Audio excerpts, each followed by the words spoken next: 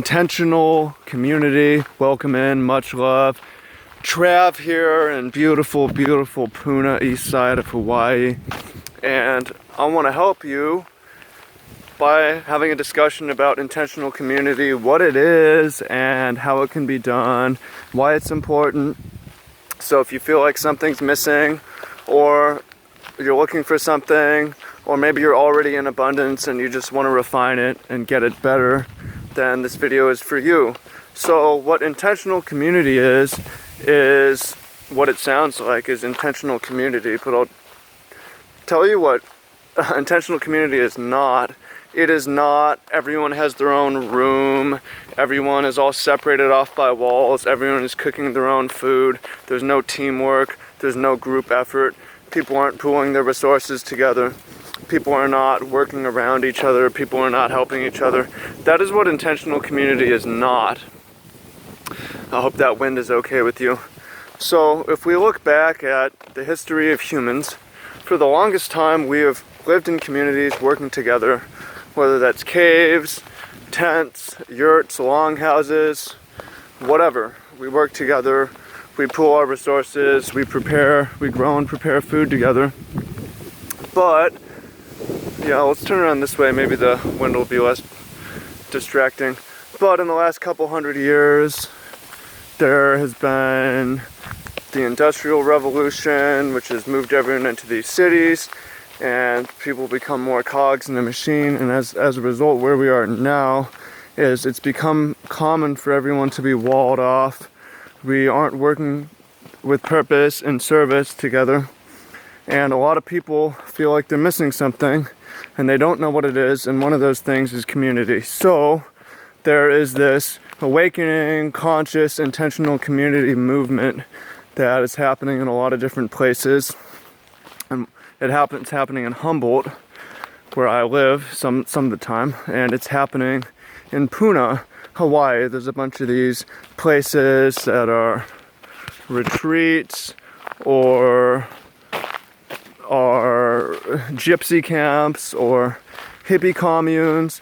The one I'm living in right now is Yogananda based. It's a spiritual community, and it's very clean as well. There's a lot of different ways to do it, but the basic concepts are working together intentionally in a community. And I'm not going to give you a tour today of Polestar Gardens where I am, but I'll tell you a little bit about it. And this applies to a lot of these places. There are, 20 some people living here. There's a bunch of little structures, 1 room or 2 room houses. I'm helping build one. Been helping to build one. There's a bunch of little tents. I'm living in a tent, but we have this common ground, common land. You have more land for intentional community. We have common areas, common food. We have a schedule that you don't have to go by, but we eat breakfast at a certain time and lunch at a certain time, at dinner at a certain time. Everyone has responsibilities, and it's organized, or people are trying to help, right? As well, even the guests volunteer. I'm doing things to help, but people will pay rent plus work trade, or people will that'll mean helping with the food. It'll mean helping prepare the food and cook the food. The meals are ridiculous. There are a lot of man hours, human hours go into the food. And that is an example of the fruits of intentional communities. You get more, you get better food. It's hard for one person to spend 12 hours a day cooking your own food, and you wouldn't want to do that. But 2 people on 2-hour shifts 3 times a day gets that done for everyone. And then everyone can work on things, and it's just great. Like, the food is going to be better this way, right? The environment's going to be better. They have meditation and group prayer type things, whether you're religious or not, and group singing. It's pretty cool. There's some hand holding and singing, praying before meals. So you got more touch, you got more singing, you got more connection as a result of this. Things they have here is solar and rainwater catchment. So there's all this installation and stuff going on, and people just generally helping each other out. There's certain rules, like this is a drug-free environment. that's not a requisite of an intentional community, obviously, at all, but it's cool at this place, and because it's clean. Some of these are more dirty places as people get organized and figure stuff out. But if you think about a community, as we were in today, this gated community, beachside community, helping to help someone with their house down there.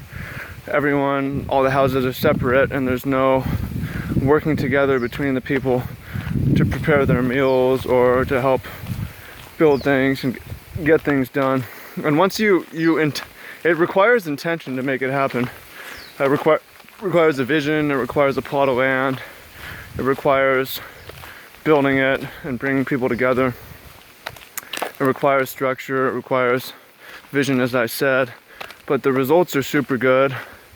And I invite you today, one, to think about that, and two, to see what you can do around you to build intentional community. It can be as simple as suggesting a Sunday night family group dinner, or it can be as simple as volunteering to help out, take out the trash, or wash the dishes, or it can be as simple as volunteering to sweep on a certain day of the week or something like that. And then in the long run, can you bring something like this together, or can you become a part of it? Not everyone has to be the leader in these things. You know, if there's 20 people on the land, only one person really needs to own the land. If you're okay living on someone else's land, I don't think it's a problem necessarily. It depends what you want, but it's something to think about. I invite you to build some community today intentionally, and think about how you can build it in the long run. In the future, much love, Free Life Movement, Free Living Goals. Hope you find that helpful, and I am excited to share some other cool stuff we're learning here. I think you can tell by my voice and my demeanor how chilled out and good I feel living here. So, I've got a car coming by. Let me know what you think in the comments, and you can also Snapchat me down below. And let's say what's up to this person. Hi. Man, oh, beautiful, beautiful humans all around. Yes, have a blessed day. See you in the comments. See you on other areas of the internet. Take care, take action, do it.